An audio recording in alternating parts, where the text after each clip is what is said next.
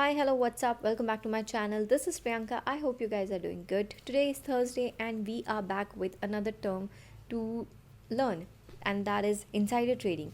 जब भी हम कैपिटल मार्केट, स्टॉक एक्सचेंज से भी ये वो पढ़ते हैं तब हम इंसाइडर ट्रेडिंग ज़रूर पढ़ते हैं. It's a very important term related to this topic.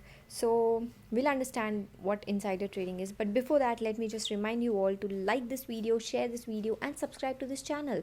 And also, don't forget to hit the bell icon to keep getting the notification as and when I upload the video. Okay, so what is insider trading? Let's understand. सबसे पहले trading का तो मतलब आप लोगों को पता होगा, हमने इसके पहले बहुत बार डिस्कस किया है that trading is nothing but buying and selling of what securities where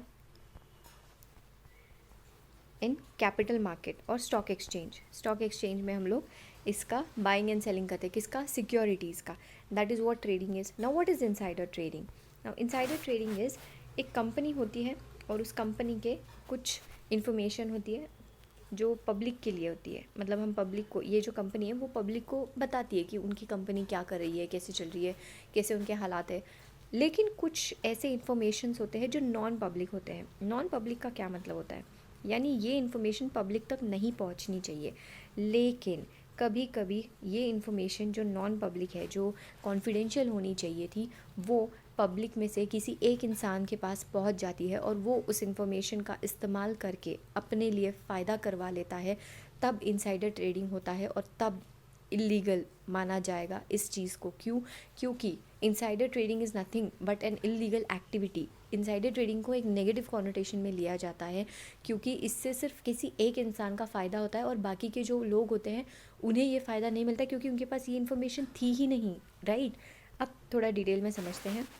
जब कंपनी की कोई इन्फॉर्मेशन जो प्योरली कॉन्फिडेंशियल होनी चाहिए थी, जो नॉन पब्लिक थी, वो कंपनी के किसी इंसाइडर ने, अब वो इंसाइडर कोई भी हो सकता है कि वो कंपनी से रिलेटेड कोई ब्रोकर हो, एम्प्लॉई हो, ठीक है, कोई भी इंसान अगर कंपनी की कोई ऐसी इन्फॉर्मेशन किसी बाहर वाले को दे जो कि कंपनी का इन्वेस्टर है या पोटेंशियल इन्वेस्टर है, और उस इन्फॉर्मेशन के आधार पर वो आउटसाइडर कंपनी के जो शेयर्स है वो इधर बाय करता है या सेल करता है और उससे उसे बेनिफिट यानी प्रॉफिट होता है, तो ये गलत है. It is unfair to other investors. क्यों अनफेयर है? क्योंकि यार ये इन्फॉर्मेशन से अगर एक इन्वेस्टर का भला हुआ है और ये इन्फॉर्मेशन बाकी इन्वेस्टर को मिली ही नहीं, उनका तो भला हुआ ही नहीं, तो ये तो गलत हो गया.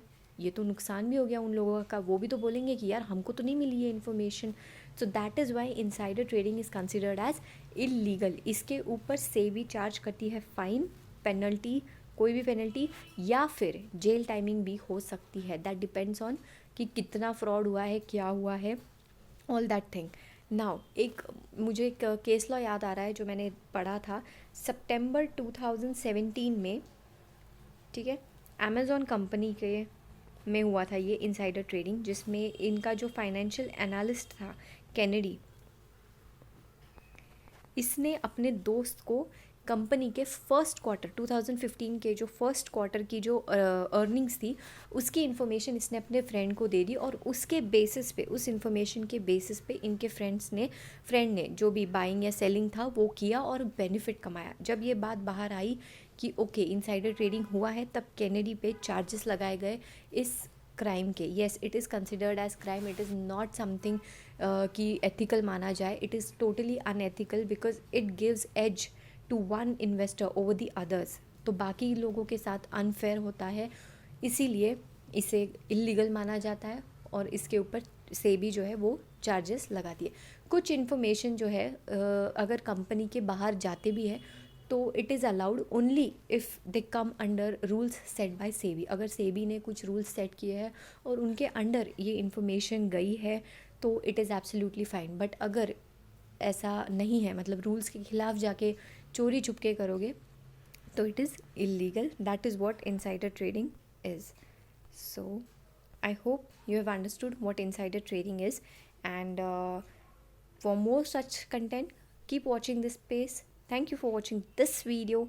Take care of yourself and your family members. See you again. Bye bye.